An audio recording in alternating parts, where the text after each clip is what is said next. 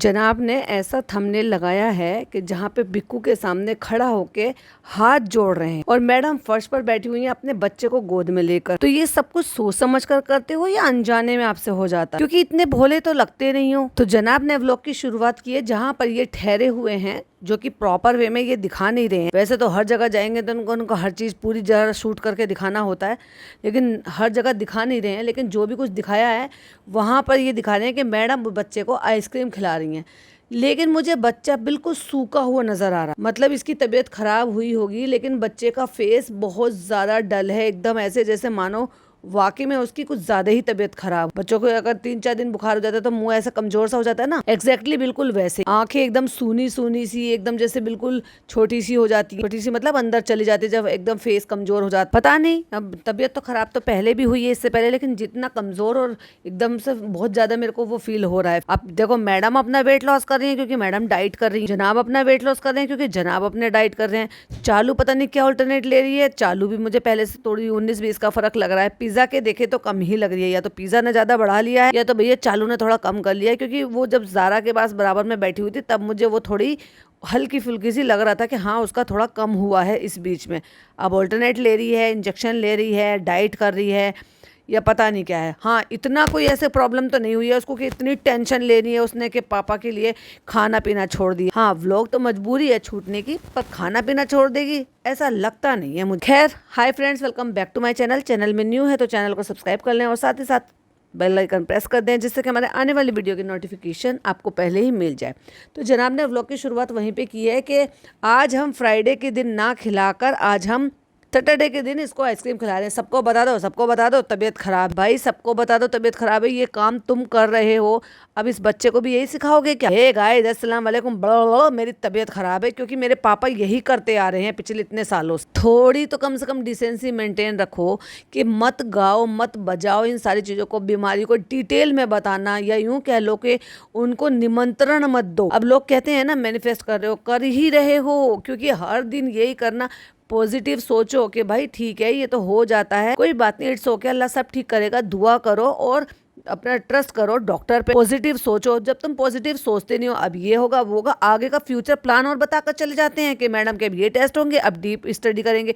भाई तुम साइंटिस्ट हो, जो तुम डीप स्टडी करोगे या ये करोगे और टेस्ट होंगे, वो तो डॉक्टर जैसे बताते हैं, अपने तक ही रख लिया करो उसको, एक एक चीज को। और बताने वाले इतने ज्यादा बन रहे थे ना, तो क्यों नहीं मैडम की प्रेगनेंसी में सारी चीजें डिटेल में बताया? क्यों नहीं वो सारे काम करे जो बाकी के सारे व्लॉगर्स करते हैं? खैर, मैंने बच्चे पे टिक गई मेरी बात कि भाई बच्चा मुझे बहुत ही ज्यादा कमजोर लग रहा था, खास तौर से उसका आंख वाला एरिया, क्योंकि अक्सर ऐसे जब 1-2 दिन आपको बुखार वगैरह कुछ हो जाता है या तकलीफ जब ज्यादा होती है और बच्चे परेशान करते हैं, रोते हैं, अच्छा बड़ों को भी होता ना, तो भी उनका जो है ना फेस एकदम से वीक हो जाता है। और वैसे ही मुझे उस बच्चे का दिख भी रहा। How are you all, I love you all, मतलब आ गए अपने उसी कंटेंट में। भाई तुम लोग, मैंने सच्ची बता रही हूँ, दिव्यांका त्रिपाठी दैया का, दोनों हस्बैंड वाइफ की मैं व्लॉग देख रही हूँ। जब उनकी लाइफ में उनके बेबीज नहीं आए थे तब भी वो दोनों हस्बैंड वाइफ ही अपने आप में दोनों अपना कंटेंट पूरा कर लेते थे, क्योंकि कई अननेसेसरी चीजें नहीं दिखाते थे। लोगों को ड्रामा पसंद है तो ड्रामा उनके में होता नहीं था, सीधे साधे से अपने हंसी मजाक के लाइटफुल करके अपने व्लॉग बना लेते थे। लेकिन लोगों को तो ड्रामा पसंद है तो इसलिए उनके व्यूज कम आते। लेकिन फिर भी अपने आप में, अभी बच्चे उनके भी हुए,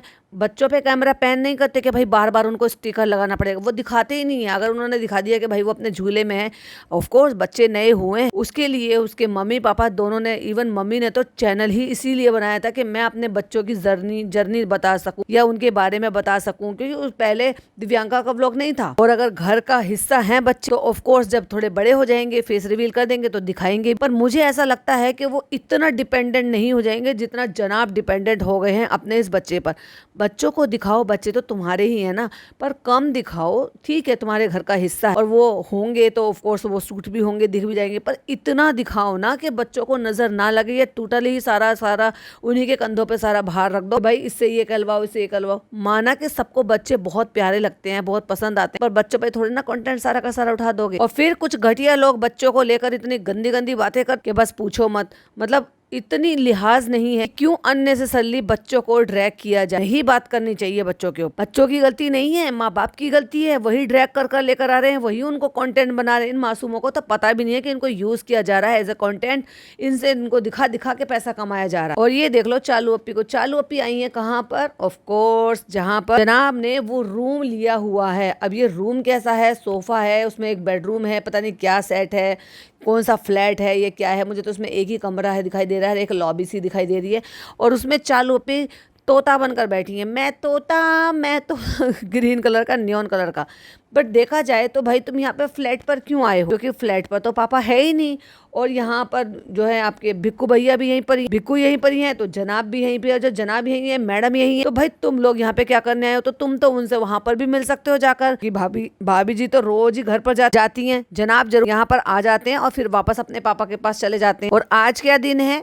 आज दिन है ट्यूसडे, है ना, यानी कि अब तो खैर 12 बज गए हैं इसलिए ट्यूसडे हो गया। मंडे, यानी कि मंडे को जनाब का व्लॉग आया है। लेकिन जनाब का व्लॉग कब शूट हुआ है? सैटरडे को, क्योंकि वो कह रहे हैं कि आज जुम्मा है, वो सॉरी कल जुम्मा था, हम कल उसको आइसक्रीम नहीं खिला पाए। आज सैटरडे है और सैटरडे को हम इसको आइसक्रीम खिला रहे हैं। रोहान और सैटरडे को ही रोहान की बुआ वहां पर पहुंची। यानी कि मैं ये क्यों बता रही हूँ कि सैटरडे को ही उसका जो फूफा है वो मुंबई पहुंच चुका है। और वो उसी दिन नहीं आया होगा कि उठ के मुंह उठा के वो यहाँ पर मिलने के लिए चले गए, उससे एक दिन पहले आया हो। तो रू बेबी यानी कि चालू अप्पी का भतीजा, वो तो रोज घर जाता, तो तुम वहां पर खिला सकती हो, क्योंकि वो अपनी नानी के पास रहता है, अपनी मम्मी के पास रहता है। उसकी मम्मी घर पर ही रहती है, वो फ्लैट पर यहाँ नहीं रहती है, वहाँ आ जाती है जनाब के अकॉर्डिंग। तो व्लॉगिंग हो रही है, नॉर्मल हो रही है, चलो भाई इट्स ओके हो रही है। लेकिन अननेसेसरली चीजें दिखाई जा रही है, वो प्रॉब्लम है। और जनाब ने ये आज एक स्टोरी लगा रखी थी, तो ये इसी ही का ही व्लॉग का ही पार्ट, जिसमें वो उसको ऐसे हाथ बांध के, हाथ से पकड़ के ऐसे उठा रहे हैं और ऊपर की तरफ को उन्होंने वो सिंबल लगा दिया है ऐसे करके।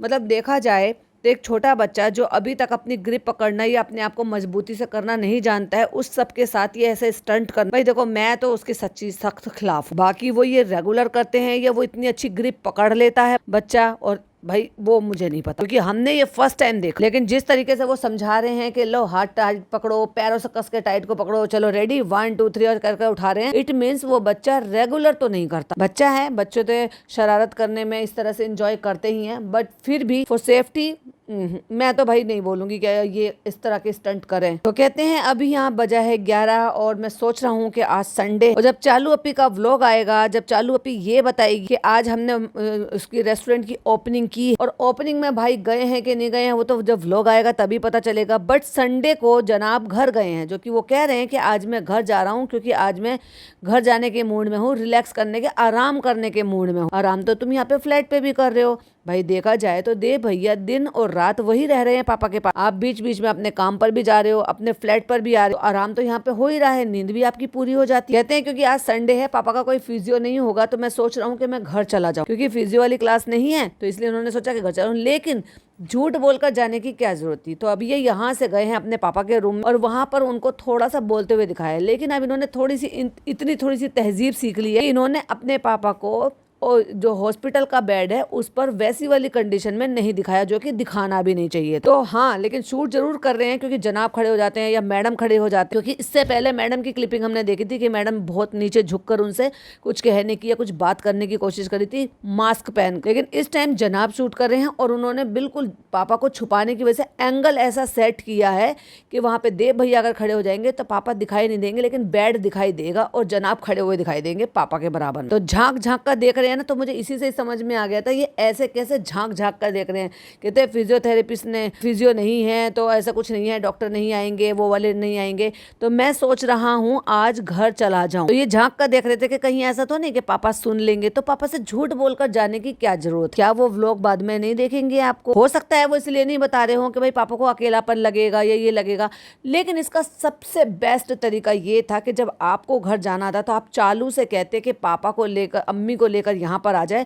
2 4 6 8 10 घंटे जितनी देर के लिए भी आपको जाना था ना, आप यहाँ पर अम्मी को छोड़कर जाते। उतनी देर तो वो अपने शौहर के साथ रुक सकती हैं ना। घर पे थोड़ा सा अम्मी लोगों से मिलाऊं, नहीं अम्मी लोगों से नहीं मिलना था, आपको रिलैक्स चाहिए था, क्योंकि आप वहाँ पर जाकर सोए हो, आपको अपना बेड और ये सब चीज़ें चाहिए थी। और प्लस जो रेस्ट वहाँ पे नहीं हो सकता, जो तुमने फ्लैट ले रखा है वो जो यहाँ पर नहीं हो सकता, तुमने अपनी पसंद से वहाँ पर बिक्कू से जाने से पहले चिकन बनवाया। क्योंकि यहाँ तुम्हें फिर चाहिए कि ये लेकर आओ, मसाला लाओ, तेल लाओ, चिकन लाओ, कढ़ाई लाओ, कुकर लाओ। अब यहाँ तो जो आपका चल रहा है डाइट का वो चल रहा है, आपने उसी का इंतजाम किया होगा, क्योंकि डाइट तो यहाँ पर भी प्रॉपर इनकी चल ही रही, इसीलिए इन्होंने बिक्कू को जाने नहीं दिया है। अब डी दादा गाँव गए हुए तो डी दादा तो वापस आ गए, लेकिन अब बारी आ गई है बिक्कू के जाने के लिए, जब उसकी बच्ची इतने दिन की हो गई। कहते हैं दीपिका तो खैर आती रहती है और उसी के बहाने से जो है ना रूहान से भी मुलाकात होती रहती है। सबसे पहले बड़ी बात तो यही है कि तुम ऐसे हॉस्पिटल बच्चे को अलाउड कैसे कर रहे हो, लेकर कैसे आ रहे हो। छोटे बच्चों को तो वैसे भी किसी भी तरह का डॉक्टर हो, किसी भी तरह का हॉस्पिटल हो, उसमें मना करते हैं छोटे बच्चे को। और वो भी इनका बच्चा जब बीमार होकर उठा है, उसको इन्फेक्शन हो गया था, मैं कह रही हूँ ना मुंह उसका बहुत ज्यादा सूख रहा है, कमजोर हो रहा है। ऐसे में कि अगर बच्चा इतना बीमार हुआ है तो तुम कैसे अलाउ कर रहे हो कि बच्चे को घर से बाहर लेकर जाओ। बिल्कुल नहीं लेकर जाना चाहिए अगर उसको इन्फेक्शन ही हुआ था तो कहता है निपी तो आ जाती है, रूहान से भी मिल लेता हूँ, लेकिन मैं सोच रहा हूँ कि घर पे चला जाऊँ, क्योंकि अब इनको ये लग रही होगी, देखो उसमें कोई गलत भी नहीं, अगर इनको अंदर से आ रही है इस चीज़ के लिए कि भाई मैं घर चला जाऊँ, तो ऑफ कोर्स उसका एक सोल्यूशन था कि भाई अम्मी को यहाँ पर ले आते। अम्मी इतने दिन से पापा यहाँ पर एडमिट है, अम्मी मिली नहीं है एक बार भी। और ये इन्होंने खुद ही अपने ब्लॉग से इस बात को क्लियर कर दिया कि जब आईसीयू में थे तब मैंने अम्मी को नहीं आने दिया, मैंने जानबूझकर अम्मी को नहीं आने दिया। पर अब जब पापा ठीक हैं और वो बोल भी रहे हैं थोड़ा थोड़ा, वो हंसते मुस्कुराते भी हैं आपके साथ, स्माइल पास करके वो जवाब भी देते हैं आपकी बातों का, तो बस वैसे ही आपको समझा देना चाहिए था। जब आप बाहर वाले कमरे में बैठे हो तो पहले वहाँ पे समझा दो अपनी अम्मी को कि बिल्कुल नहीं रोना है, और आपको पापा के पास अपने आप यहाँ पे पूरा दिन अपना रुक जाओ 4-6 घंटे, मैं अपना घर होकर आ रहा हूँ। ये ज्यादा बेहतर ऑप्शन था। खुद चल दिए कि मैं अम्मी के पास जा रहा हूँ, अम्मी से मिलने का मन कर रहा। वाह जनाब वाह, मतलब मियाँ बीवी को दूर रख लो। अम्मी वहाँ पे तड़प तड़प के रो तो सकती हैं, लेकिन ये नहीं कह सकती अपने बेटे से और अपनी बेटी से, अपने दामाद से, अपनी बहू से कि मुझे जाना है तुम्हारे पापा को देखना है। अब तो वो आईसीयू में भी नहीं है, अब तो 2-3 दिन से ज्यादा हो गए हैं उनको रूम में शिफ्ट हुए हुए, अब मैं जाऊंगी देखने के लिए। इनके घर के ना सब किसी के रिश्ते अजीब है भाई। किसी भी मियाँ बीवी में मुझे वो रियल बॉन्ड, वो जो हस्बैंड वाइफ का एक प्यार मोहब्बत जो भी बॉन्ड होता है ना, वो दिखता ही नहीं है, किसी में भी नहीं है। क्योंकि अगर होता तो कोई किसी से अलग नहीं रहता, और किसी थर्ड पर्सन की तो वहाँ पे जरूरत भी नहीं होती और जगह भी नहीं होती। जनाब को देख लो, अपनी बीवी के साथ जाते हैं कहीं पे तो 4 जो है एक्स्ट्रा लोग जाते हैं। तो इंशाल्लाह घर पे जाके थोड़ी देर कुछ देर आराम करके मैं फिर वापस यहाँ पर आ जाऊंगा। अब इन्होंने वही जैसे मैंने सीन बताया आपको कि भाई एक बेड दिख रहा है, बेड पे पापा लेटे हैं, लेकिन पापा को देव भैया को खड़ा करके कवर कर लिया है कैमरे के सामने, और खुद बराबर में बैठ के बराबर में खड़े हुए हैं और पापा से कह रहे हैं पापा मैं जा रहा हूँ एडिटिंग में। समझ रहे हो, ये कह रहे हैं कि पापा मैं जा रहा हूँ एडिटिंग में। तो आपको अपने पापा से झूठ बोलने की जरूरत नहीं थी, आपका दिल कैसे कर गया, आपको झूठ नहीं बोलना चाहिए था। अब कुछ लोग आ जाएंगे बोलने के लिए, तो क्या हुआ वो नहीं बताना चाहते थे, उनको अकेलापन लगेगा। यही तो मेरा पॉइंट है, अकेलापन क्यों लगेगा जब उनकी बीवी उनके पास रुक सकती थी। अब जब वो बात कर रहे हैं, जब वो ठीक ठाक कंडीशन में हैं, फिजियो भी कर शुरू हो गई है उनकी, देव भैया हैं, बोल भी रहे हैं, तो ऐसे में अगर थोड़ी बहुत बात कर लेंगे, अपनी बीवी को देख लेंगे, या वो भी देख लेगी, तसल्ली हो जाएगी, कुछ घंटे साथ में बिता लेंगे, बुराई क्या था इसमें। और दूसरी बात ये है कि भाई जब आप हॉस्पिटल में हो और बारी बारी से, तो ऐसी बात तो नहीं है कि आप पेशेंट को छोड़ोगे और आप थोड़ी बहुत देर के लिए तो घर जाओगे ना। हाँ, ये जरूर होता है कि भाई कुछ घंटे एक बंदा रुक लिया, या एक रात एक बंदा रुक लिया, और लंबे टाइम के लिए रहते हैं तो 1-2 दिन एक बंदा रुक लिया और 1-2 दिन दूसरा बंदा रुक लिया, तो उसमें कोई बड़ी बात नहीं है, ऐसे भी कर सकते हो। बट पापा ने मतलब जब कह दिया है कि हाँ ठीक है जा रहे हो, वो बोल भी रहे हैं, हमें आवाज भी सुनाई दी है, उनकी बीवी आकर क्यों नहीं उनसे बात कर सकती, उनके पास रुक सकती 4-6 घंटे? क्यों? क्योंकि अम्मी पर भरोसा नहीं है कि अम्मी फिर उनको मतलब क्या करेंगी, रोएंगी, परेशान करेंगी। भाई तुम नीचे नहीं छोड़ते हो, हमें समझ में आ गया है, तुमने खुद ही अपने व्लॉग से बता दिया है कि पापा और अम्मी एक साथ नहीं रह सकते, क्योंकि अम्मी ने जो भी हालात बना रखे हैं ना, चालू ने और अम्मी ने मिलकर, वो पापा जैसे पेशेंट के लायक बिल्कुल सेफ नहीं है। तो उनसे कह रहे हैं एडिट से आ रहा हूँ मैं, एडिट से आ रहा हूँ। अब देखो शूट किसने करा है, ऑफ कोर्स उसने, बिक्कू ने शूट करा होगा, क्योंकि यहाँ तक तो बिक्कू गया ही नहीं है। बिक्कू के बिना जनाब बिल्कुल कुछ भी नहीं है आज की डेट में। उनसे ऐसे कहा होगा, बता समझाया होगा, दिमाग देखो कितना लगाया होगा इन्होंने कि ऐसे शूट करना कि पापा ना दिखाई दे, देव तुम यहाँ पे खड़े हो जाओ। तो देव ऐसे अटक के खड़े हो गए हैं। उस सीन में आपको सिर्फ बेड का एक छोटा सा साइड सा हिस्सा दिखाई दे रहा है कि हाँ कोई हॉस्पिटल का बेड है, उसके बराबर में खड़े हैं। वो थोड़ा सा झुक कर कह रहे हैं पापा मैं एडिट पे से आ रहा हूँ, पापा मैं एडिट पे से आ रहा हूँ। क्यों? क्योंकि पापा को पता है कि तुम 2-2 घंटे के लिए एडिट के लिए जा रहे हो। तो मेरे ख्याल से तो झूठ बोलने की जरूरत नहीं थी, अम्मी को यहाँ पर छोड़ा जा सकता था। और अम्मी मुझे अब इतनी भी कमजोर नहीं लग रही है, क्योंकि जैसे ही वो इनके घर में आए थे और ये वहाँ पहुंचे होंगे घर में, और घर में ही आए थे। और घर पे पहुंचने से पहले इन्होंने एक स्टोरी लगाई थी भाई साहब, जिसमें ब्लैक एंड व्हाइट करके सेल्फ ऑब्सेस्ड हमेशा की तरह से रह के वापस से लौट आए हैं भाई साहब। ना मैं तो ये करूंगा, सीने के बटन खोल के, यही था शर्ट जिसको ब्लैक एंड व्हाइट करके फोटो लगा के कहा कि आज मैं घर जा रहा हूँ आराम करने के लिए, सोच रहा हूँ घर जाके आराम कर लूँ। हाँ, ये लिखा हुआ था कि थोड़ा आराम कर लिया जाए। आराम ही तो तुम कर ही रहे हो भाई, तुम कौन सा भागदौड़ी कर रहे हो? यहाँ पे सोफा है, बेड है, बीच में तुम्हें आराम चाहिए होता तो तुम अपने फ्लैट पे चले जाते। मैं जा रहा हूँ, शाम तक आ जाऊंगा, तब तक देव है यहाँ पर, देव यहाँ पे है, मैं आ जाऊंगा। जब देव यहाँ पर है तो देव के साथ उनकी बीवी भी यहाँ पर हो सकती थी, ताकि वो अपने उनके साथ बैठ ले, बतला ले।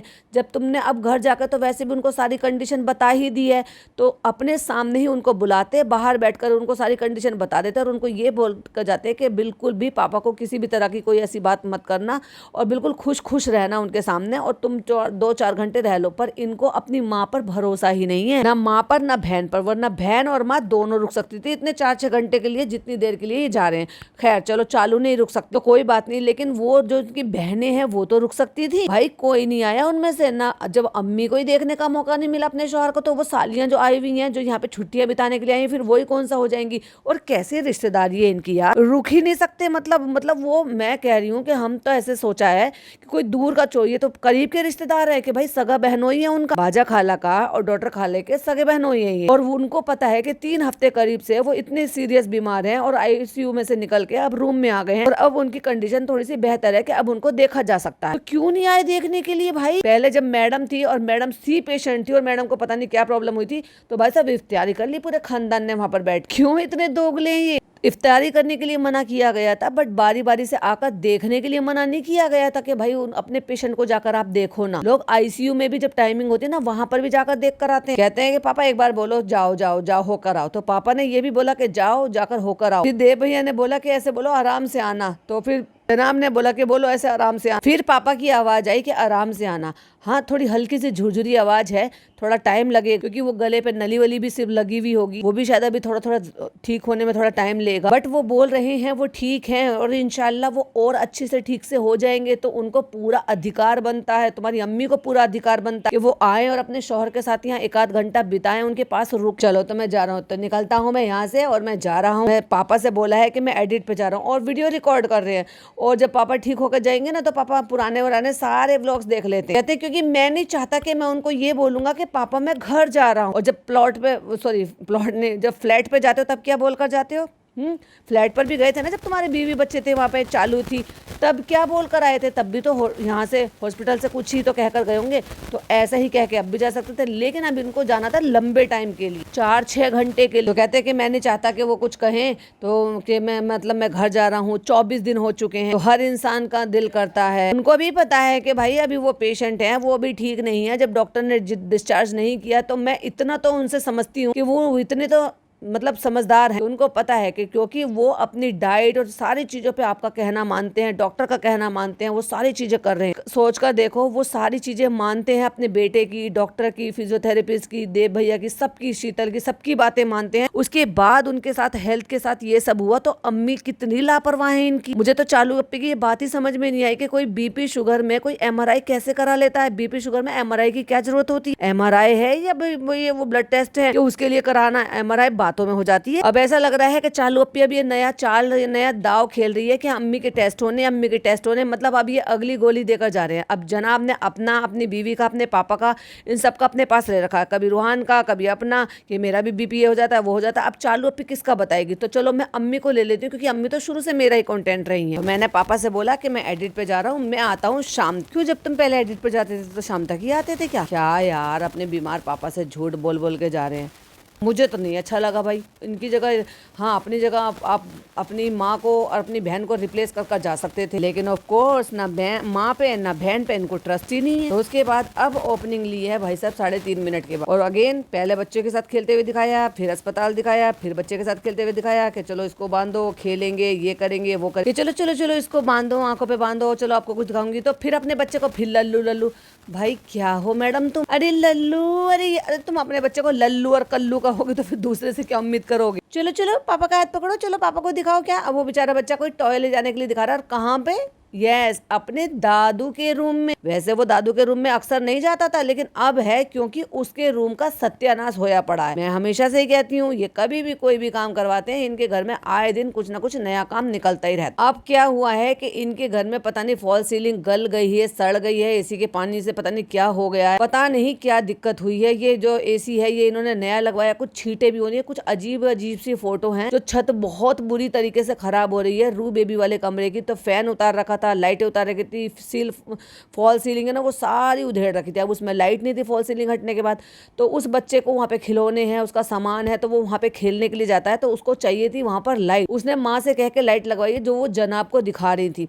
मैं स्क्रीनशॉट लगाऊंगी कम्युनिटी पर, वहाँ पर आप देख लेना कि भाई इनके घर की छत का क्या हाल है। अब देखो बहुत सारे लोग तो व्लॉग देख लेते हैं, लेकिन बहुत सारे लोग व्लॉग्स नहीं देखते हैं, तो इसलिए मैं कम्युनिटी पर फोटोज लगा लेती हूँ। देखो देखो धीरे से लेकर जाना, पापा को लगे नहीं, बच्चे को लग जाए, पापा को ना लगे। अरे मैडम, अब यही है, बेचारे शूट कर रहे हैं, यही आगे आगे और जनाब जो है वो पीछे पीछे, बच्चे का हाथ पकड़कर, मैडम जनाब का हाथ पकड़। कहते हैं अब कब खोलना है बताना है, ठीक है। अब हमें नानी के दर्शन हुए कि नानी ने यहाँ से टॉय पकड़ाए हैं और पूरे बेड पर, अपने दादू के पूरे बेड पर एकदम से सजा के अपने सॉफ्ट टॉय सारे के सारे रखे हुए हैं। वहीं बाल्टी है, सारे खिलौने हैं, और वो वहाँ पे बच्चा वहाँ पे खेल रहा है। इसका मतलब जब से दादू उसके एडमिट है, उनका ये कमरा खराब हुआ, छत खराब हुई है, वो अपने दादू के रूम में ही है। तो मैडम को बस मिल गया भाई मौका।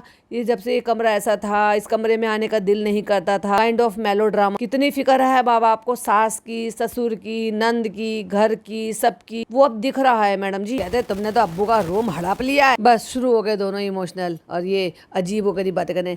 इस रूम में आके कैसा लग रहा है, यहाँ पापा लेटे रहते थे, बहुत अजीब लगा मुझे ये डायलॉग सुनकर। क्या कहने की जरूरत है, इंतजार करो, नीट एंड क्लीन कराओ, उसको हाइजीन मेंटेन कराओ। पापा इंशाल्लाह वापस आएंगे ठीक ठाक अपने रूम में, फिर वापस से इसी रूम में आराम करेंगे, सब करेंगे। वैसे एक चीज नोटिस करो, चालू अप्पी का घर मैडम के घर के बाद में उसने जो है कुछ कुछ चीजें चेंज कराई। मैडम ने पहले करा लिया है अपनी प्रेगनेंसी के टाइम पे, और चालू ने कराया है अपनी प्रेगनेंसी के टाइम पे। उसके बाद दो दो दफा उसने कर्टेन्स बदल लिए, लेकिन मैडम ने कर्टेन्स नहीं बदले हैं भाई साहब, वही पापा के वही सेम ही कर्टेन्स है। तो ये बदलवा लिए है, धुलवा लिए है क्या नहीं? या 3 साल से वही कर्टेन टंगे हुए हैं? क्योंकि भाई मुझे तो लगता नहीं है कि जैसे हम आम लोगों के यहाँ पे दो दो सेट होते हैं, तो एक सेट उतार लेते हैं, तो एक सेट जो है फिर पहना देते हैं, फिर अगली बार चेंज कर लेते हैं, फिर वही वाला पहला वाला सेट पहना देते हैं और जल्दी जल्दी वॉश हो जाते हैं। इनके यहाँ सेट नहीं रखते हैं, इनके यहाँ तो डिस्पोजेबल की तरह से यूज करते हैं। बस लगा लिए और फेंक दिए और दूसरे ले लिए। चालू पे तो कम से कम यही करती है, इनका नहीं पता। कहते जनाब इस साइड हमारे आने की हिम्मत ही नहीं होती थी। हिम्मत को क्या करना तुम्हें, सामने बच्चे का रूम है, देखो तो सही कितना झूठ बोलते हैं भाई।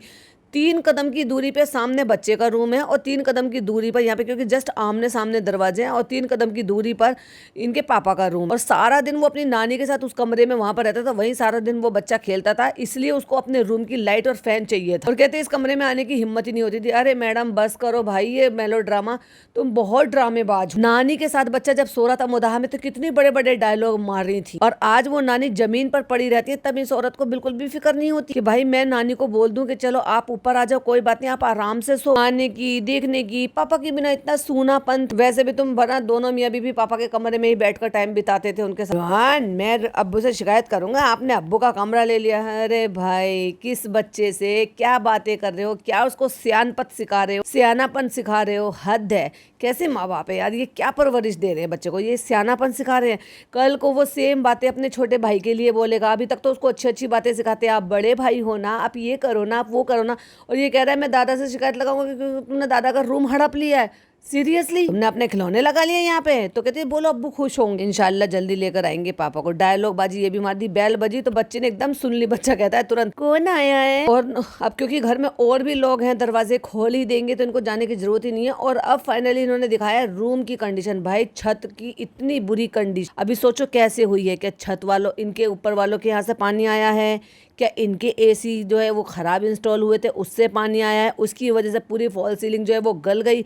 कहती मैंने बुलाकर दिखाया तो हाथ लगाया तो उसने कहा कि अच्छा हुआ आपने मुझे पहले बुला लिया, वरना ये किसी के ऊपर गिर भी सकती थी। देखो ये भी यही वाली बात था कि बच्चा सारे दिन वहां पर खेलता, ये भी अनहोनी हो सकती थी, गिर सकता था, बच्चे को चोट लग सकती थी। और ये क्यों हुआ है? सेंट्रलाइज एसी की वजह से। और मुझे लगता है ये जो नॉर्मल वाला एसी लग रहा है ना, ये शायद इन्होंने बाद में इंस्टॉल करवाया। और यहाँ पे तो इनके घर में तो ज्यादातर सेंट्रलाइज एसी थे, उसकी वजह से ही उसमें अंदर ही अंदर पानी जो था वो चल रहा था, जिसकी वजह से पूरी फॉल सीलिंग जो है ना वो गल चुकी थी, जिसकी वजह से वो झड़ी। अब जो मैडम बता रही है उसके अकॉर्डिंग मैं बता, कहते जैसे ही वो हाथ डाला ना तो तुरंत वो पूरा फॉल सीलिंग गिर गया नीचे। भाई ये तो बहुत ही खतरनाक चीज़ है कि पता नहीं क्या इन्होंने अपने घर में गड़बड़ कर दी। इनका ना कभी घर ढंग से बनते ही नहीं है। चालू अपनी हमेशा कंप्लेन करती रहती है, घर ऐसा हो गया, घर वैसा हो गया। हर 3-4 महीने में मेंटेनेंस, भाई लोगों की 10-10 15-15 साल 20-20 साल हो जाते हैं और घर में किसी चीज़ की कैसी कोई नीड नहीं होती। ये करा लो, छोट मोट जैसे टैप वगैरह का हो गया कि वो टपक रही है, उसको ठीक करा लिया। छोटा मोटा कोई चीज़ हो गया वो आपने करा लिया, पेंट आपने करा लिया, तो वो चीज़ एक अलग। लेकिन इस तरह के भाई इनकी छतें खराब हो रही, इनके दरवाजे खराब हो रहे हैं, इनका ये हो रहा है वो हो रहा है, ये आए दिन ही बताते रहते हैं। और वो भी हर 6-6 महीने। हर 6 महीने में कौन घर रेनोवेट कराता है यार। हाँ, इनके जैसे लोग हाई फ्रेंड करते करते जो इजी मनी है ना इनके पास, वो अब क्या करें भाई, उनको टैक्स में भी दिखाना है, उनको घर भी रेनोवेशन कराना है, उनका दिखावे पर ही उनका कंटेंट है कि दिखाएंगे नहीं तो कैसे चलेगा। तो इसलिए ये सब काम यही सब कुछ करते रहते। जिस दिन ये यूट्यूब की अर्निंग नहीं होगी तो हम भी देख लेंगे भाई, पर कहाँ से देखेंगे। पर हाँ ये है कि ये हर 6 महीने में रेनोवेशन बंद हो जाए, क्योंकि अपनी मेहनत की जो कमाई है ना इंसान वो ऐसे बर्बाद नहीं करता। कहती है वो ना, वो कह रहा था कि अच्छा हुआ मैम आपने बुला लिया, क्योंकि वो ऐसे तोड़ते तोड़ते। और ये काले धब्बे क्यों हैं यहाँ पे, मुझे तो यही बात समझ में नहीं। ये काले काले धब्बे किस चीज़ के हैं, ये एसी के पास इतनी सारी छींटे किस चीज़ की हैं। कहते उसने हाथ लगाया तो इतना बड़ा ऐसे ऊपर से आके गिर गया। कहते और इसको लगी थी मम्मा लाइट कब आएगी मेरे रूम में। भाई उसके इतने सारे खिलौने, उसको खेलने की आदत पड़ रही है अपनी जगह पे। वो इतने सारे खिलौने से रोज लेता है, खेलता है, एक खेल लिया दूसरा खेल लिया। हैप्पी तुम्हारे रूम में लाइट लग गई, तो उसने ये भी याद दिला दिया। और फैन तो भैया फैन लगेगा। और ये एसी बिल्कुल नया नकोर कोरा दिखाई दे रहा है, और जो फिटिंग है वो दिखाई दे रही है एसी के लिए, वहां से फिटिंग आई है। और ये मुझे ऐसा लग रहा है कि ये एसी यहाँ पर बाद में इंस्टॉल हुआ। जब तक आप खाना नहीं खाओगे तब तक no Alexa, no nothing nothing. तो अब बच्चे को सिखा रहे हैं एलेक्सा से कि बोलो भाई तुम ये वाला गाना चला। लेकिन मैडम ने एलेक्सा सिखाया है, हम इसलिए हम भी एलेक्सा ही कह रहे हैं। हमें पता है क्या बोलते हैं। एलेक्सा प्ले कोई मिल गया। उसको जादू वाला गाना चलाना है, क्योंकि उसको ऋतिक रोशन वाली वो साइकिल चलानी है। चलो भाई, अम्मी आई है हंसते हुए मुस्कुराते हुए, बेटे से मिल रही हैं लेकिन हंसते मुस्कुराते हुए। इससे सिचुएशन का पता चलता है। बहुत सारे लोग मुझे फालतू का जज करेंगे, बट मैं जिस हिसाब से जज कर रही हूँ मैं उसी हिसाब से बोलूंगी। अम्मी आई हैं, अम्मी ने देखा है कैमरा है, लेकिन अम्मी चेहरे पर बिल्कुल स्माइल लगा कर आई। जबकि चालू ने क्या दिखाया है कि अम्मी का जो भी जितनी बार भी 2 बार उन्होंने सीन दिखाया है, तीनों बार वो बहुत ज्यादा अपसेट है और बिल्कुल रोई रोई सी है। और भावुक होना क्या होता है, वो ये होता है कि अगर कोई बेटा अपना आपको कई दिनों बाद, हफ्ते बाद, 10 दिन बाद, 15 दिन बाद अगर मिल रहा है, और वो आपके हस्बैंड के साथ अस्पताल में है और इतने दिनों बाद मिल रहा है, तो वो सबसे पहले उसको देखकर इमोशनल होंगी कि अब तुम्हारे पापा की कंडीशन क्या है। लेकिन मुझे वो नहीं दिखाई दिया भाई अम्मी के चेहरे पर। हाँ दिखाई दी तो पूरी भरी हुई स्माइल। पीछे वो लड़का था, नान आया था, वो पूरा स्माइल पास कर रहा था। निक्कू था, वो पूरा स्माइल पास कर रहा था। निक्कू ने आकर जो है मतलब अम्मी के पास आया तो अम्मी ने उसको भी गला लगाया, और पूरी एकदम खिलखिला के बत्ती सी हुई दिखी हुई थी तीनों लोगों की, जो एक फ्रेम में आ रहे हैं। यानी कि निक्कू, पीछे रेहान और आगे अम्मी। ठीक हो?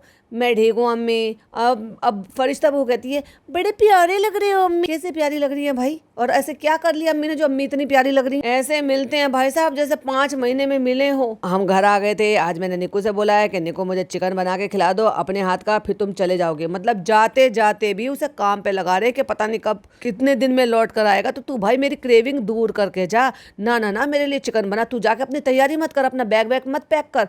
तेरी कल की टिकट है या परसों की टिकट अभी तक कंफर्म नहीं है, कि कल हो भी सकती है नहीं तो परसों हो जाएगी, लेकिन तू मुझे पहले चिकन बनाकर देकर जा भाई। आज मैं अम्मी के पास बैठा हूँ और मैंने अम्मी को सारा पूरा स्टार्टिंग से बता दिया है। तो जब कैमरा घुमाया है तब तक अम्मी स्माइल पास कर रही थी। जैसे ही जनाब ने जिक्र करना शुरू करा तो ऑफ कोर्स फिर वहां पर मुझे दिखाई दिया कि अम्मी वहां पे इमोशनल होना शुरू हो गई। जो मुझे दिख रहा है व्लॉग में उसी के हिसाब से मैं जज कर रही हूँ। जब अम्मी एंटर हुई तो अम्मी पूरा स्माइल पास कर रही थी, लेकिन जब उन्होंने सारी कहानी सुनी उसके बाद वो इमोशनल हो गई थी, तो वो भी दिखाई दिया, वो साइड भी दिखाई दिया था और वो साइड भी दिखाई दिया था। और आज मैंने अम्मी को पूरा सब सच स्टार्टिंग से लेकर अब तक का सब कुछ बता दिया। और उसके बाद भी अम्मी में इतनी क्यूरियोसिटी नहीं हुई कि अब तुम्हारे पापा ठीक है तो चलो मैं तो उनसे जाकर मिल लूं। नहीं, मुझे तो देखना है। 20 दिन हो गए, 24 दिन हो गए कि अब मैंने 24 दिन से तुम्हारे पापा को नहीं देखा है। भाई बड़ी सब्र की है भाई अम्मी। तो अम्मी से मैंने अब तक बात नहीं करी। मतलब जो काम बहन को करने से रोक रहा था ये बंदा, वो काम ये खुद कर रहा है। मतलब ये सारे काम, ये इसको पता है कि मैं अगर ऐसी बातें करूंगा तो अम्मी इमोशनल हो जाएंगी, और वही हो रहा था। और अम्मी इमोशनल होना शुरू हो गई जनाब की बातें सुनकर। जब आई थी तो वो फेस पर स्माइल चिपका कर आई, और जब बात करी उन्होंने व्लॉग व्लॉगिंग उठाया, कैमरा उठाया, बिठा के उनको सोफे पे, तभी भी उनकी स्माइल जो थी वो चेहरे पर थी। लेकिन जिस तरह से इन्होंने बातें शुरू करी कि अभी तक मैंने अम्मी को कुछ नहीं बताया था, अभी तक मैंने स्टार्टिंग से लेके आज तक मैंने अम्मी को सारी बात बता दी, तो भाई फिर तो वो उनको इमोशनली होना ही था। अब इसको ये कह दो कि भाई ये जो आपके व्लॉग की डिमांड है या फिर उनका नेचुरल था, ये आप डिसाइड कर लें। और लगातार बोलते चले जा रहे हैं, बोलते चले जा रहे हैं। तो मुझे लग रहा था तब अम्मी जो है वो थोड़ी इमोशनल हो रही थी। कैसे था, क्या था, गाए जा रहे हैं, रिपीट में बोले जा रहे हैं, रिपीट में मुझे तुम दिख रहा है कि तुम्हारी माँ इमोशनल हो रही है और वो रो रही है, तो तुम्हें ऐसे में शूट करने के लिए शर्म नहीं आ रही। और फिर कहते हैं अम्मी थोड़ी इमोशनल हो गई थी तो इसलिए हमने रोक दिया था। पहले ही रोक देना चाहिए था। तुम्हें नहीं पता, हर औलाद को पता है, हर माँ बाप को पता होता है कि हमारा बच्चा अब कब कौन से मूड में जा रहा है, अब कौन सा कितना इमोशनल हो रहा है, अंदर से टूट रहा है, उसके चेहरे के जो भाव हैं वो क्या बता रहे हैं। ऐसे ही जैसे माँ बाप को पता हो ना, वैसे ही औलाद को भी पता होता है। लेकिन भाई इनकी अम्मी और पापा की जो औलाद है ना, ये जनाब और बहन और भाई दोनों, इनको नहीं पता होता कि हमारी माँ के, हमारे पापा के क्या एक्सप्रेशन है, क्या उनके भाव हैं, हमें उनको क्या सूट करना चाहिए और क्या नहीं सूट करना चाहिए। जब दिख रहा है कि अम्मी के भाव बदल रहे हैं, वो इमोशनल हो रही हैं या उनकी आंखें छलक रही हैं, तो तुम्हें पहले ही कैमरा रोक देना चाहिए था। क्यों इस कंडीशन में अपने माँ बाप को या सोशल मीडिया पर रोते हुए दिखाना? अच्छा लगता है कि तुम लोगों को पापा आईसीयू में थे, पापा वहाँ थे, पापा वहाँ थे, फिर ये हुआ, फिर ये हुआ, फिर उनको एक्स्ट्रा दिखाया, फिर उनको ये दिखाया। तो जब दिख रहा है तुम्हारी माँ रो रही है तो भाई क्यों शूट कर रहे हो? अम्मी थोड़ा सा इमोशनल हो गई थी, तो बस यही है। और अल्हम्दुलिल्लाह पापा की जो रिकवरी है वो स्लोली होगी, ऐसे ऐसे होगी। अब इन्होंने बहुत अच्छे से डिटेल में बता दिया है कि पापा को बहुत ज़्यादा एक्स्ट्रा केयर की ज़रूरत है, बहुत लंबा टाइम लगेगा फिर से चलने फिरने में, बोलने में, क्योंकि उनको जो भी हुआ है वो बॉडी पर हुआ है, तो चलना फिरना भी उनके लिए अभी बहुत टफ होगा। बोलना, स्पीच थेरेपी भी उनकी लगातार चलेगी, तब जाके वो प्रॉपर वे में बोल पाएंगे। तो ऑफ कोर्स कोई भी बीवी अगर सुनेगी एक्चुअली, तो भाई देखो उसको बुरा तो बहुत ही लगेगा और दिल भी उसका बहुत ज्यादा दुखेगा ये सारी परेशानियों को सुन। तब अब जनाब ने पूछा कब आके मिल रही हो पापा से? अम्मी को एक दफा भी अंदर से ये नहीं आ भाई तुम रोते हुए तो मुझे दिख रही हो, लेकिन तुम मुझे इतनी उत्साहित नहीं दिख रही कि मैं तो मिलूंगी। देखे बिना तुम रह कैसे पा रही हो? अभी थोड़ा और ठीक हो जाए। अरे बाप रे, घर आके मिल लेना। जब वो घर आ जाएंगे तो फिर क्यों जा रही हो हॉस्पिटल मिलने के लिए? भाई इनके घर के तो सारे बड़े पत्थर दिल लोग हैं और हर मियाँ बीवी में इनमें मुझे वो प्यार, मोहब्बत, केयर, अफेक्शन वो दिखता ही नहीं है किसी भी जोड़े में। कहते जब तुम कहोगे जब मैं आ जाऊंगी। अब आ जाना, अब आ जाना। देखो आईसीयू में मैं अम्मी को मना करता, मैंने आने से मना किया था कि आईसीयू में तुम नहीं आओगी क्योंकि तुम देख नहीं पाओगी। अरे मियाँ बीवी का रिश्ता ना इतना लंबा जर्नी का होता है। जब तुम दुनिया में नहीं आए थे ना, तब से ये दोनों मियाँ बीवी हैं, तब से एक दूसरे के सुख दुख बांटते आ रहे हैं। जब तुम नहीं भी थे तब भी उनको तबीयत खराब हुई होगी, बुखार या जो भी कुछ रहा होगा, मियाँ बीवी एक दूसरे के लिए बोझ नहीं होते और एक दूसरे के लिए इतने मजबूत हो जाते हैं ना किसी भी कंडीशन में। अगर एक दूसरे के लिए वो वीक पड़ जाएंगे तो कर लिया उन्होंने, तो एक दूसरे के साथ रिश्ता निभा लिया इतना लंबा। पता नहीं कैसे कैसे लोग हैं यार। इनको मतलब इनको खुद की तो इनकी ये लगती है कि ये इतने से दिल लेके घूमते हैं, ये सोचते हैं कि भाई ये भी ऐसे ही हैं। पहले एक बार कम से कम अपनी माँ को बोला तो होता कि आओ और आकर देखो। अब हम माँ नहीं जाना चाहती क्योंकि भाई एक डिस्टेंस आ गया है। सालों से अलग रह रहे, 4 साल 5 साल हो गए इनको मियाँ बीवी को अलग रहते रहते। मुझे नहीं लगता कि इनमें आपस में वो बस ये कहने को है कि हाँ ठीक है पापा ऊपर रहते हैं, बच्चे उनकी केयर करते हैं, चलो ठीक, बस मेरी तरफ से खाना जाता है, मैंने खाना बना दिया। एक इनके बड़े पापा बड़ी मम्मी लाल बाल करके उनका हनीमून ही खत्म नहीं हो रहा। वो एक दूसरे को बिल्कुल नहीं छोड़ते कहीं पर भी। आज भी 2-2 स्टोरियां शेयर कर रखी है अलग अलग जगह पे खड़े होकर और रोमांटिक गाने लगा। तो देखा जाए तो वो तो इबू पापा से भी बड़े। ऐसा ना सही जैसे वो कर रहे हैं, पर कम से कम ये तो हो ना कि अम्मी को जैसे ये पूछा गया ना कि बताओ कब आके मिल रही हो, वो तुरंत कहती कि बेटा आज ले चलो, अभी ले चलो, कल चले जाएंगे ना। कह रहे अभी थोड़ा ठीक हो जाने दो। भाई मैं तो उस जवाब से बिल्कुल भी सेटिस्फाइड नहीं। कहते पापा की सिचुएशन ऐसी थी, मैं नहीं चाहता था कि अम्मी उनको ऐसे हाल में देख। लाइक सीरियसली अम्मी तुम्हारी इतने दिल कमजोर की, बीमार बीवी इनकी कैंसर पेशेंट वो जा सकती है लेकिन अम्मी नहीं जा सकती, क्योंकि अम्मी को तो सिर्फ शुगर और वो हाई बीपी है, बस वो नहीं जा सकती। वाह, खाला कमजोर दिल की है, दोनों खालाएं, वो नहीं जा सकती अपने बहनों को देखने के लिए। इनके घर में है ही नहीं भाई किसी को किसी, बस है तो कंटेंट की। कहते हैं मैंने ही मना करा, लेकिन जिस बात पर इन्होंने जोर दिया है ना, मैंने ही मना किया है, आपको कोई जरूरत नहीं है आने की। मैंने क्या बोला था शुरुआत से कि इन्होंने मना किया है और ये चालू को और चालू की अम्मी को नहीं आने दे रहे हैं, मिलने नहीं दे रहे हैं, क्योंकि लड़ाई झगड़ा जो हुआ था ना उसका मेन रीजन चालू अपी है। अब उसमें फनी कितना शामिल है कितना नहीं मुझे नहीं पता, बट मेन रीजन चालू अपी है। जनाब इस बात को कभी खुलकर नहीं बोलेंगे। एक टाइम आता है जब इतना तरह परेशानी होती है तो कुछ चीजों को जो ना पीछे छोड़कर भुलाकर आगे बढ़ा जाता है। तो बस उसी कंडीशन में ये भुलाकर आगे बढ़ भी गए हैं। बट यस, जिस तरह से कंडीशन शुरू हुई थी और चालू अप्पी को बिल्कुल एकदम से ऐसा हो गया था कि वो स्टोरी तक नहीं लगा रही थी। अगर सारी चीजें ठीक होती ना, वो भी अपने पापा के लिए स्टोरी लगाती उसी दिन जिस दिन जनाब ने लगाई थी। लेकिन डेफिनेटली कुछ हुआ था, उसके बच्चे का बर्थडे नहीं मनाया, उसने बर्थडे नहीं सेलिब्रेट किया, ये लोग बाहर नहीं गए थे, बहाने बनाए, पापा की तबीयत खराब हुई, एक स्टोरी नहीं थी, कोई अपडेट नहीं थी, कोई कम्युनिटी नहीं थी। अब दोनों माँ उनको रोक दिया कि भाई देख नहीं सकते, देख नहीं सकते। ये चूजे जैसे दिल लेकर घूम रहे हैं, शरीर इनके इतने बड़े बड़े और दिल इनके चूजे जैसे। कहते हैं अननेसेसरली आना और नीचे बैठकर चले जाओ, उसमें कोई पॉइंट नहीं है। भैया पॉइंट की तो ऐसी बात, कितना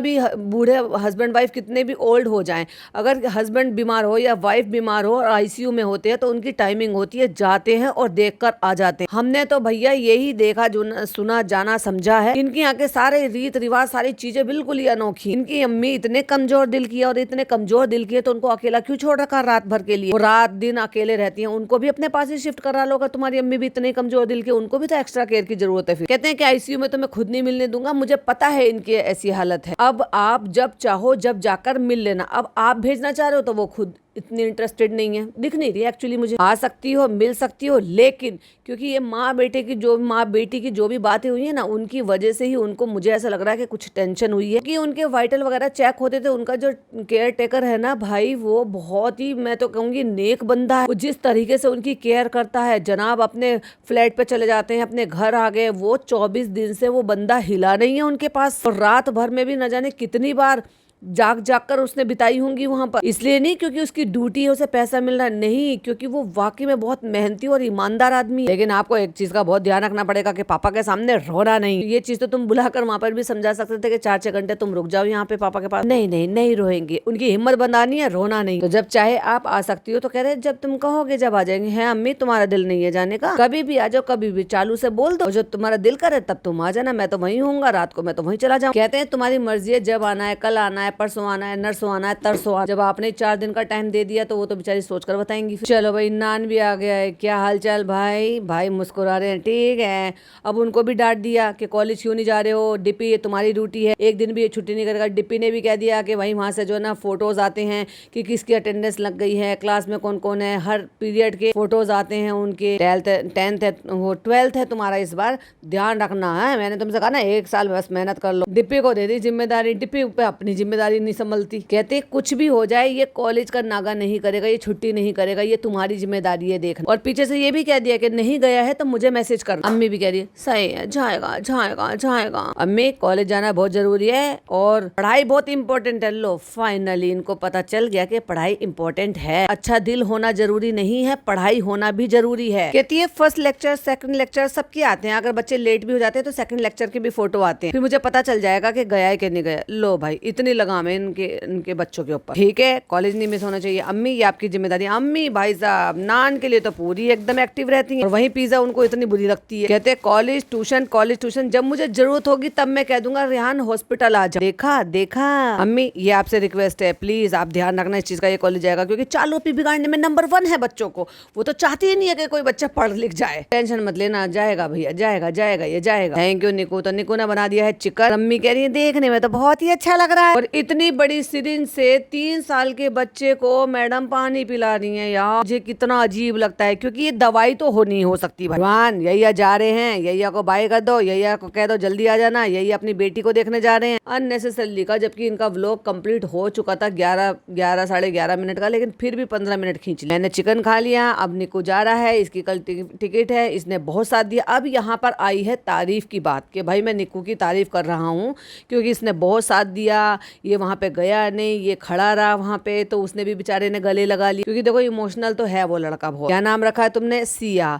अच्छा, मैडम इतनी हैरान हो रही है। अब ये एक पॉइंट है कि मेरी एक सब्सक्राइबर है, उन्होंने मुझे DM कर बोला कि दी जब आप ये वीडियो बनाओगे तो आप प्लीज इस चीज के लिए बोलना कि मैडम इतनी ज्यादा हैरान हो रही थी क्योंकि सिया जो है हमारी सीता माता का नाम है। अच्छा नाम है, बहुत अच्छा नाम है। क्योंकि अब मैं उनसे भी, वैसे तो देखो मैंने उनसे बोला था कि ठीक है मैं ये आपकी बात जो है वो जरूर डेफिनेटली रखूंगी अपने पॉडकास्ट में, बट मैं ये भी बोलूंगी कि भाई वो तो किसी भी पुराने धर्म को मानती ही नहीं। तो मैडम जैसी इंसान से क्या ही हम उम्मीद कर सकते हैं कि वो सीता माता के नाम के लिए ये कहेगी बहुत अच्छा नाम है, बहुत ये बहुत अच्छा नाम है, बहुत अच्छा नाम है। जबकि ये मुझे भी पता है कि जो सिया है वो सीता माता का एक और नाम, जब भी तो सिया के राम बोले जाते हैं। तो फिर कहते हैं जनाब किसने रखा, आपने और अपने आप को शाबाशी दे रहे हो, वाह। मतलब उनकी बच्ची का नाम जनाब डिसाइड करेंगे। माँ बाप को हक नहीं है भाई अपनी बच्ची का नाम रखने, क्योंकि वो बेचारे दोनों मासूम हैं, शरीफ हैं। मतलब वो भी भोला सा है और उसकी वाइफ भी भोली सी है, भोली सी नहीं हो तो इतनी सारी चीज़ों में आगे बढ़कर ये नहीं कहती कि नहीं कोई बात नहीं, अगर सर को वहाँ पर आपकी ज़रूरत है, उनके पापा बीमार है तो आप वहीं रहो। ऐसे में जब फर्स्ट डिलीवरी होती है भाई, अच्छी जो भी इंसान है ना, उनको ये लगता है कि भाई मेरा लाइफ पार्टनर मेरे पास हो। इसने मुझे कहा कि भाई ऐसे ऐसे करके नाम रखना है, एन वर्ड छोड़ के।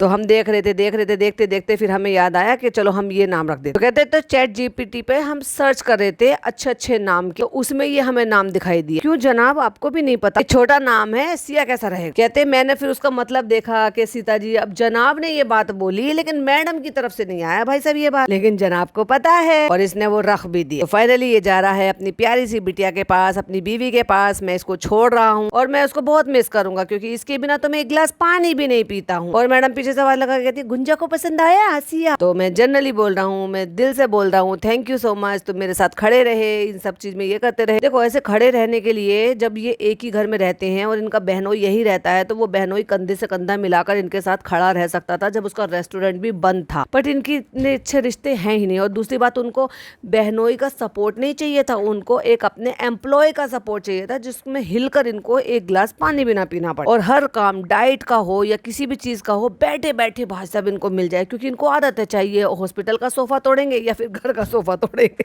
कोई भी किसी के लिए भी अपनी पहली औलाद को ऐसे उसके जन्म के टाइम पर अकेला नहीं छोड़ता, ये वो। अब क्योंकि जनाब हाथ जोड़ रहे हैं, इतना इमोशनल हो रहे हैं, तो बस इसी मोमेंट पर इन्होंने थंबनेल बना दिया भाई साहब अपनी वीडियो पे। हो सकता है कल वल को एडिट करके कोई थंबनेल बनाकर अपलोड कर। और मैडम भी कहती है चलो यही, चलो हाथ मिलाओ। अच्छा भाई कहाँ गए मैडम? कहाँ? डोंट टच मी वाला। मतलब ये अपने हिसाब से किसी के चाहे गले लगे, किसी के चाहे हाथ मिलाएं, किसी के चाहे कंधे से कंधा मिला। और बिग बॉस में ऐसी बननी थी, ओ फो कोई उनको हाथ नहीं लगा सकता टास्क करने के लिए। उसके बाद मैं सो गया था, मैं उठा 8 बजे। उठने के बाद मैं वापस से जा रहा हूँ, मतलब ये रात को 8 बजे उठे हैं भाई साहब, 2:30 बजे के। 2:30 बजे इन्होंने खाना खाया था जब ये सारी जो है शूटिंग हो रही थी। उस टाइम पर मैं निकल गया हूँ हॉस्पिटल के लिए। मैं रात में आ गया था और अब मैं बहुत निक्कू को मिस कर रहा हूँ, बहुत ज्यादा मिस कर रहा हूँ। जनाब इतना भी डिपेंडेंट नहीं होना चाहिए। अभी उठा हूँ, फिर चेंज वेंज किया, फिर फ्लैट पे चला गया था, फिर वहां से नहा धो के आ गया। तो गाना भी अभी इंशाल्लाह जो है वो आने वाला है। मैं पहले सोचा था अपने बर्थडे पर रिलीज कर दूं, लेकिन मैंने सोचा कि नहीं, बर्थडे पर नहीं रिलीज करते। अभी जो है मुहर्रम है, 16 तारीख से मुहर्रम की, आज 16 ही तारीख है। कहते हैं हालांकि मैं अभी भी कर सकता हूँ, लेकिन फिर मेरे जहन में आया, मेरे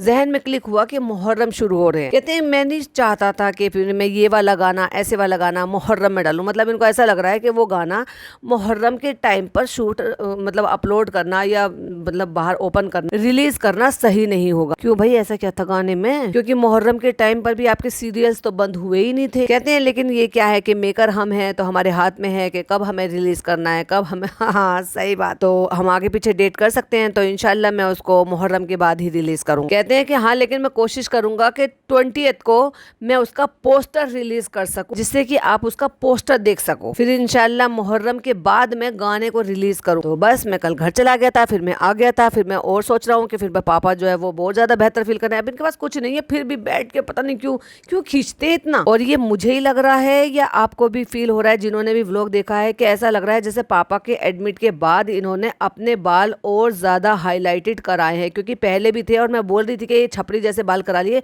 पर इतने ज्यादा नहीं थे, सिर्फ ऊपर के बाल दिखाई देते थे और वो अलग ही पैच टाइप का लग रहा था। क्योंकि मैंने स्क्रीनशॉट ले रखे हैं उस टाइम के पापा की तबीयत से पहले के, तो मैं वो आपके साथ शेयर करूंगी। लेकिन पहले नीचे के बाल नहीं थे, तो वो ऐसा लगता था जैसे क्राउन वाला एरिया का अलग से ही पैच बनाया गया, जिसमें हाईलाइट करके वो उसको लगा दिया है। और नीचे के बाल जेड ब्लैक थे, लेकिन अब साइड के बाल भी, यानी कि जहां आप मांग निकालते हो उसके बाद के नीचे के बाल भी, दोनों तरफ के भी, वो भी हाईलाइटेड है। तो क्या पापा की तबीयत के खराब के बाद भी उन्होंने हेयर कलर कराए हैं या अपना हेयर ट्रीटमेंट कराया है, जबकि शूटिंग तो इनकी डन हो चुकी थी पहले ही। देखो भाई, मुझे ऐसा फील हो रहा है क्योंकि मैं इनके हेयर पे जरूर ध्यान देती हूँ, क्योंकि अब भी मुझे किसी ने कहा कि जनाब पैच लगाते, लेकिन मुझे उन पे बिल्कुल भी यकीन नहीं होता, लेकिन वो पूरी पूरी शिद्दत के साथ मुझे बताती हैं कि नहीं जनाब का पैच, बट मुझे पता नहीं क्यों बिलीव होता नहीं है। तो मैं हमेशा इनके बालों पे बड़ी ध्यान देती थी। फिर जब वो उन्होंने इस तरह के जो अपने छपरी जैसे बाल कर लिए थे और वो नीचे के बिल्कुल अलग थे और ऊपर का जो एयर एक पैच टाइप का था ना, क्राउन एरिया, वो बिल्कुल अलग था, और अभी वो मुझे सारा का सारा एक जैसा सा लग रहा है। तो इसका मतलब इन्होंने ट्रीटमेंट कराया है तब जब इनके पापा एडमिट थे, क्योंकि वो बाल अब कान तक आ गए हैं, हाईलाइटेड बाल इनके कान तक आ गए हैं। और मैं तो हमेशा स्क्रीनशॉट लेती हूँ जब थंबनेल बनाने के लिए, मुझे उस टाइम का फोटो मिलेगा जिस टाइम की मैं बात कर रही हूँ कि इनके बाल थोड़े अलग लग रहे थे, पैच टाइप का ही लग रहा था। तो मैं कोलाज बना के कम्युनिटी पर जरूर शेयर करूंगी, और अगर मैं भूल जाऊँ तो मुझे कॉमेंट में जरूर से बताना, याद दिला देना, मैं शेयर कर दूंगी। तो खुश रहिए, प्यार बांटिए और पापा के लिए दुआ करिएगा, हर उस शख्स के लिए जो बीमार है, जिसको दुआओं की जरूरत है। तो इंशाल्लाह गाने का जैसे भी होगा मैं आपको बताता रहूंगा। तो ये था जनाब का व्लॉग और मेरा पॉडकास्ट। आई होप आपको पसंद आया हो तो please like, share and subscribe. लेकिन जाते जाते जनाब ये और बोल कर गए हैं कि मैं आज बोल रहा हूँ, जिसने भी कल एंटरटेनमेंट सब्सक्राइब नहीं कर रखा, यानी कि जिस पे इनका गाना जो है वो अपलोड होगा, उसको सब्सक्राइब कर लेना please please please. 4 bar please बोलकर कहा है कि कर लेना भाई, ये आपकी अपनी चॉइस है, करना चाहो या मत करना चाहो। तो चलिए इसी के साथ पॉडकास्ट को एंड करते हैं। आई होप आपको पसंद आया हो। तब तक के लिए बाय बाय, टेक केयर, अल्लाह हाफिज।